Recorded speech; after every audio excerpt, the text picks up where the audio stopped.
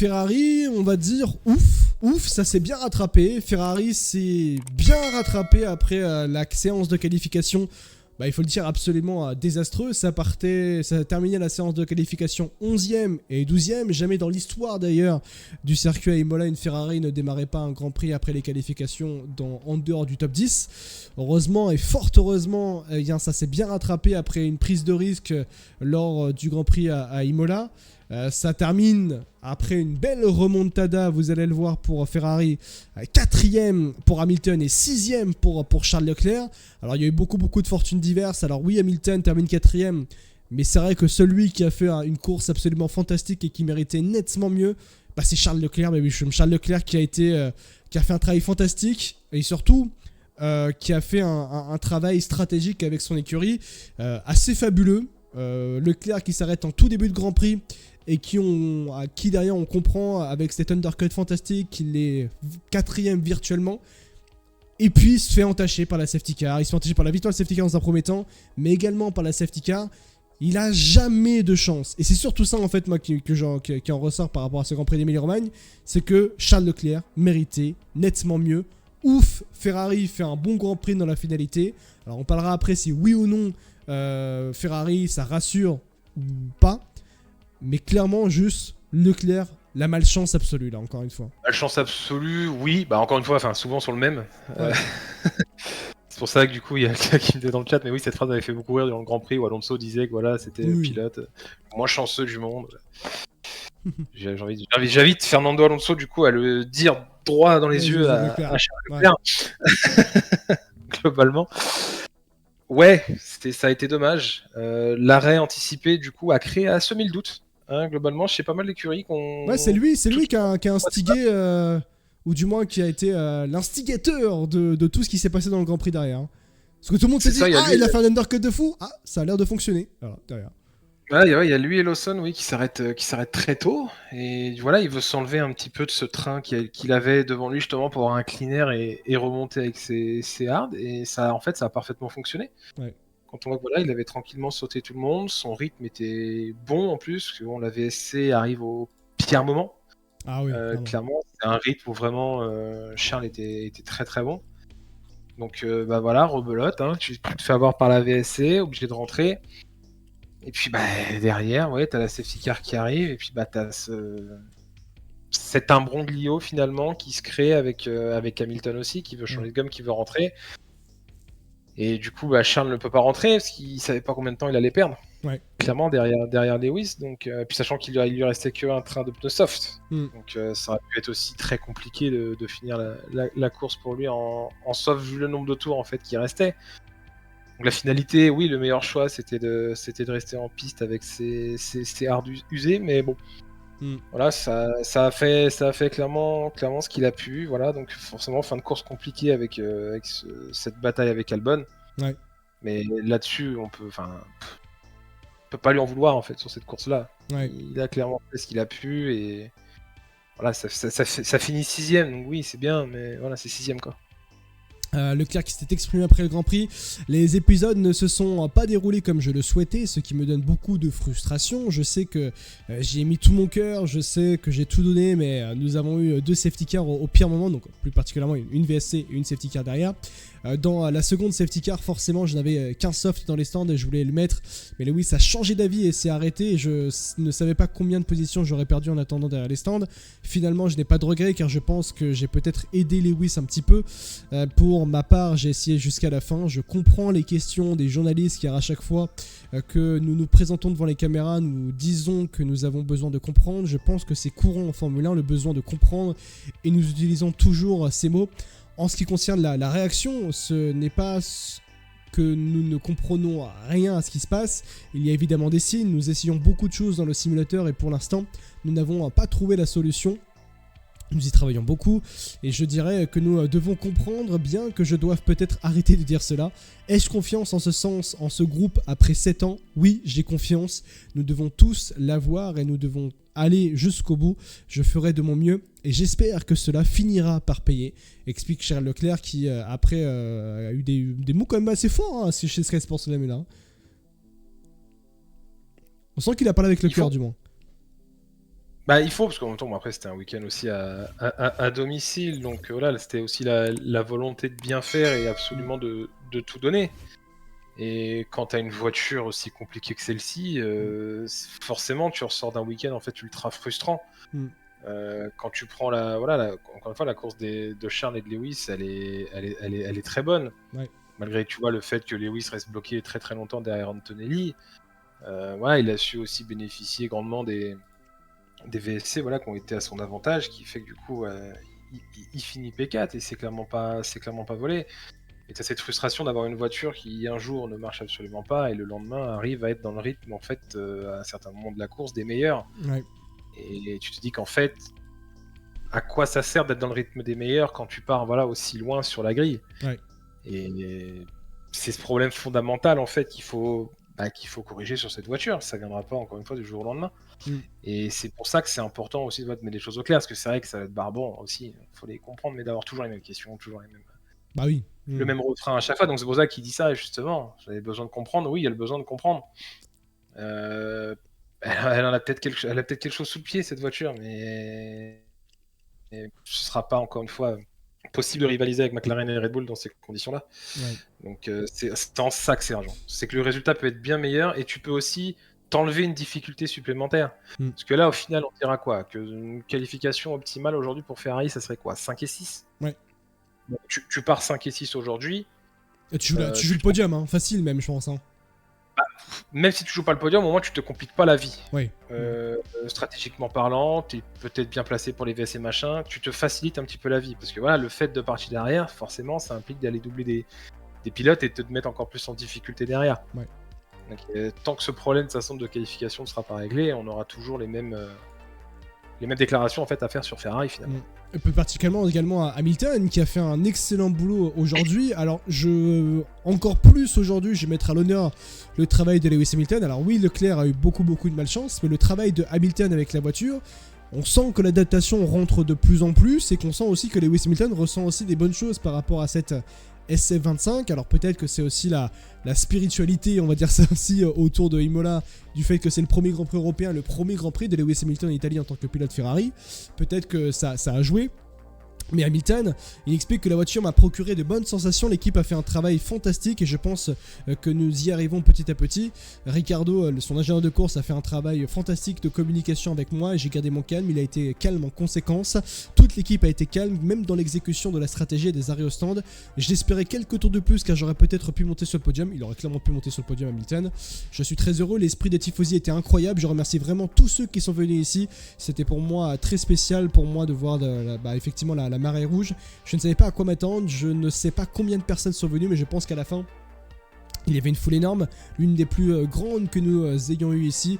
Voir autant de monde avec un énorme drapeau Ferrari au virage 7, ça ressemblait à quelque chose de vintage quand je regardais Michael Schumacher courir. C'était vraiment génial à voir, une expérience unique que je garderai toujours dans mon cœur et je ne m'attendais vraiment pas à terminer 4ème aujourd'hui en partant de si loin, explique Sir Lewis Hamilton. C'est vrai que la course d'Hamilton plus particulièrement, alors Leclerc a dit qu'il a peut-être bien aidé aussi Hamilton, mais sur un long relais en début de course, Hamilton, pour prendre l'opportunité de la safety car et terminer proche du podium, c'est enfin une course réussie pour Hamilton. Il aurait pu aller chercher d'ailleurs son premier podium en tant que pilote Ferrari, d'ailleurs Hamilton en Grand Prix. C'était pas loin, mais c'était vraiment je pense un dimanche de Grand Prix pour la première fois bien réussi pour Hamilton. Oui, c'était la course la plus aboutie pour lui, je pense, jusque-là depuis le début de la saison. Patient, pas énervé à la radio, plutôt calme, justement, où voilà, la logique, tu vois, avant la VSC, justement, c'était de se dire, il faut s'arrêter avant Antonelli, il faut qu'on le saute au stand. Voilà, clairement, ça a été compris. Bon, la situation à ce moment-là de la course faisait que c'était pas possible de le faire. Il a mis du temps pour le sauter, mais voilà, il a réussi à le faire. Et après, derrière, oui, ça a pu dérouler. La safety car aussi l'a bien aidé justement pour remonter. Et ensuite, voilà, avec les pneus neufs, il a pu forcément doubler Charles, doubler Albon sans problème. Et il manquait quelques tours, hein, évidemment, pour aller chercher potentiellement une 3ème place, hein, puisque c'était un petit peu tard, forcément, l'écart était trop grand avec Piastri pour aller le chercher. On sait pas ce que ça aurait donné s'il restait un peu plus de tours. Mais voilà, le rythme était là, les sensations étaient bonnes, en tout cas avec Hamilton. Donc là-dessus, je pense que c'est rassurant déjà pour lui personnellement dans un premier temps. Oui. De pour une fois, je pense, voilà, s'être bien senti dans cette voiture, d'être à l'aise et au moins d'avoir de la performance. Donc même s'il n'y a pas de podium à l'arrivée, c'est quand même 4ème place, voilà, comme il le dit, en partant 12, bon, c'était clairement pas gagné. Oui, et puis surtout de faire un tel résultat après une séance de qualification aussi catastrophique hier pour les deux pilotes, hein. C'est quand même bien payé. Hein. C'est logique. Oui. Je veux dire, ça fait partie de son processus d'apprentissage aussi chez Ferrari, quoi. T'as une voiture forcément qui est très capricieuse, très compliquée. T'arrives dans un nouvel environnement, voilà, forcément. Hein, Ferrari, c'est pas Mercedes, hein, clairement. Donc c'est une façon de faire et c'est une autre façon de s'adapter. Aussi pour Hamilton, et il lui faut du temps. Et si ce Grand Prix-là peut être peut-être un déclencheur d'une performance aussi plus solide par la suite pour Hamilton, bah tant mieux. Tant mieux, clairement. On prend. Ça fait du bien d'avoir aussi un Hamilton un petit peu avec le sourire aussi et de bien se sentir. Au-delà de l'épiphénomène qu'il y a eu en Chine, parce que là, voilà, vraiment, c'était une vraie course, un vrai Grand Prix, pas une sprint. Donc non, là-dessus, c'est positif pour lui. Meilleur résultat d'Hamilton en Grand Prix avec la Scuderia Ferrari depuis son arrivée. Vasseur qui s'est exprimé également. Hier, nous étions plus ou moins dans la même situation qu'à Miami et Jeddah. En course, nous sommes un peu plus rapides qu'en qualification, mais il nous manque encore quelques dixièmes. Nous devons étudier et comprendre pourquoi nous ne faisons rien de magique en course, mais nous sommes en meilleures conditions qu'en qualification. Il y a eu un bon travail d'équipe aujourd'hui, même lorsqu'il y a eu un échange de position. La stratégie et les arrêts au stand se sont bien déroulés. Nous pouvons être satisfaits. Le choix du pneu soft était trop limite pour Charles Leclerc. Cela dépendait du moment de la relance. 13 tours, c'était trop, mais on ne pouvait pas prévoir combien de tours cela prendrait. Avec 8 tours, on pouvait dire que cela était possible, mais c'était à la limite. Charles a donc finalement décidé de rester à l'extérieur et c'était la bonne décision. La dynamique de la Virtual Safety Car n'est pas allée dans le sens de Charles Leclerc. La première fois trop tôt et la seconde au moment où il était le plus fort. Nous devons tirer le meilleur parti des conditions, obtenir le maximum de potentiel. Et c'est ce que nous avons fait aujourd'hui. Nous ne sommes pas champions, nous ne sommes pas vainqueurs et nous ne sommes pas là où nous voulons être. Nous devons faire le point sur ce qui est bon et sur ce qui ne l'est pas. Le rythme de course, la stratégie et l'exécution sont bons. Le point négatif est la performance en qualification. Nous devons travailler sur cet aspect en tenant compte du fait que nous serons à Monaco la semaine prochaine.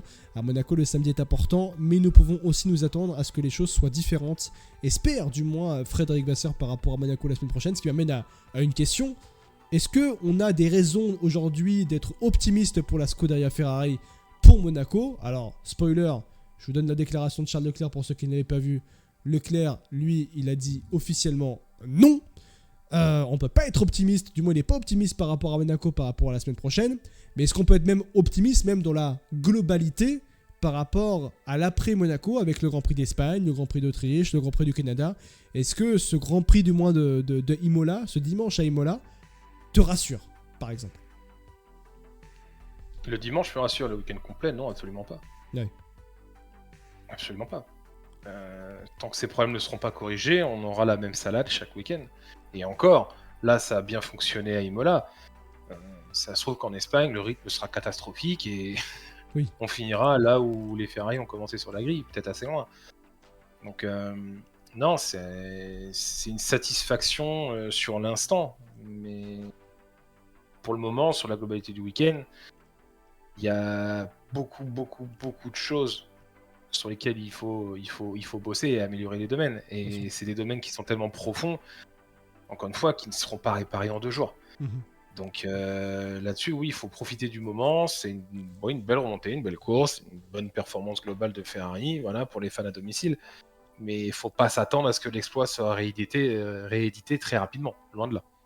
Shomi qui nous dit dans le chat, néanmoins la SC25 peut être bonne en rythme de course. Encore faut-il pour corriger les gros défauts de la SC25, comme la suspension arrière. C'est le gros problème de la SC25 aujourd'hui, c'est l'arrière de la monoplace qui crée une énorme instabilité, qui crée surtout un manque de confiance par rapport à Charles Leclerc et Lewis Hamilton. On a le sentiment que depuis le début de cette saison, peut-être à l'exception de ce dimanche de Grand Prix à Imola, la SC25 est un fardeau pour Lewis Hamilton et Charles Leclerc qui n'arrivent pas à pouvoir, jusqu'à aujourd'hui, à performer vraiment d'une manière constante et d'une manière régulière, surtout d'une manière sereine, notamment aussi par rapport au fait que la voiture est obligée d'être surélevée pour pouvoir performer, pour pouvoir être dans les clous d'ailleurs de la réglementation pour éviter notamment qu'on abîme la planche qu'il y a en dessous, justement. Et ils ont prévu d'amener la nouvelle suspension arrière entre le Grand Prix d'Autriche et le Grand Prix de Silverstone. Bah, il y a urgent de toute façon pour Ferrari, parce que là, c'est assez... ce Grand Prix d'Emilia-Romagna prouve que le dimanche de Grand Prix, la voiture n'est pas en fait ratée. En fait, la SC25 n'est pas ratée. Ce dimanche de Grand Prix le prouve, du moins. Ou du moins, elle fonctionne dans une fenêtre de tir peut-être trop infime. Mais elle n'est pas ratée en somme, en fait. Il y a du bon. Elle est juste catastrophique sur un tour. Voilà. Elle n'arrive pas. Voilà, c'est au niveau des gommes sur un tour à qualif, c'est une giga catastrophe. Mais du coup, indirectement, ça te conditionne ton résultat du week-end en fait. Ouais. Donc voilà, il faut tenter des paris stratégiques, ce qui a encore une fois été tenté par Ferrari, oui, ce qui a fonctionné. Mais voilà, il faut tenter des paris. Ouais. On disait voilà, il faut espérer un miracle. Mais oui, comme disait Charles, les miracles, c'est pas tous les week-ends quoi. Bien sûr. Et oui, là, ça s'est bien passé. Ça se passera pas tous les week-ends comme ça. Donc, c'est pour ça qu'aussi, il faut réussir à améliorer cette voiture de la meilleure manière possible. Ouais. Tout simplement. Il faut gommer, en fait, tous ces aspects qui font que ça te complique ton week-end et qui t'amènent finalement à des regrets. À des regrets, finalement, du résultat du dimanche. C'est ça, en fait, qu'il faut corriger. Ouais, Schumacher dit pas raté complètement à 100%, oui, sauf que la C25 est abominable en qualification, comme tu le dis. J'imagine même pas ce que ça va être au qualif à Monaco, et c'est pour ça que je pense que Leclerc est vraiment pas optimiste par rapport au Grand Prix Monaco qui va arriver. Donc, bon, voilà, en tout cas, par rapport à la Skoda Ferrari, Leclerc et Hamilton, Hamilton termine 4ème, très bon résultat pour Ferrari, finalement, au vu de où est-ce qu'on partait après le samedi des qualifications, et surtout pour Hamilton qui fait son meilleur résultat aujourd'hui avec la 4ème place pour Ferrari, et Leclerc qui termine 6ème, donc après une grosse bataille avec Alexander Albon. C'est vrai que ça fait un petit peu mal de voir quand même une Williams devant une Ferrari à la régulière, tout de même. Et Alexander Albon qui termine devant Charles Leclerc, et surtout Grand Prix Monaco la semaine prochaine pour Charles Leclerc. J'espère que Ferrari va aller mieux quand même, mais bon, il faudra croiser les doigts, bien sûr, on verra, du moins par rapport à Charles Leclerc, Ferrari et Lewis Hamilton pour ce Grand Prix d'Émilie-Romagne et prochainement à Monaco, forcément.